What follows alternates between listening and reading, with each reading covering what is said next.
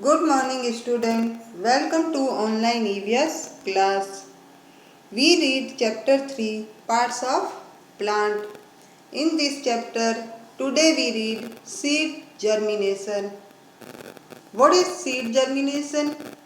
The process by which a seed grow into a seedling is called germination. वह प्रक्रिया जिसमें एक बीज का अंकुरण होता है उसे हम अंकुरण की क्रिया कहते हैं। A seed need air water and sunlight to grow. एक बीज को बड़ा होने के लिए हवा की, पानी की और सूर्य की रोशनी की जरूरत होती है। Each seed has an embryo और अ बेबी प्लांट। प्रत्येक बीज जो है वह एक छोटे भ्रूण या बेबी प्लांट में परिवर्तित होता है। The embryo consist of the radicle or young root and plumule or the shoot and one or two cotyledon or सीडलिड्स।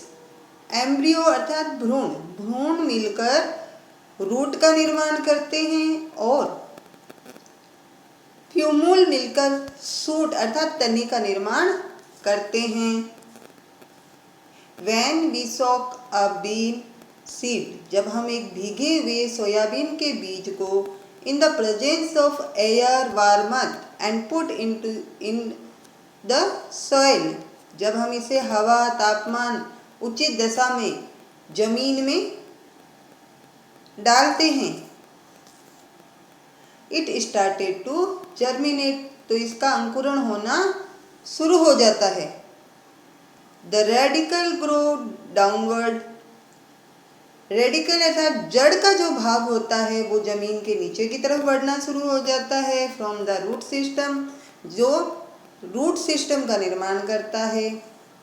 And the फ्यूमल grow upward, और तने का जो भाग है, फ्यूमल का जो भाग है वह ऊपर की ओर बढ़ना शुरू हो जाता है। द सूट सिस्टम, जिसे हम सूट सिस्टम कहते हैं, सूट सिस्टम का निर्माण होता है। Look this picture you see, यह एक बीज है।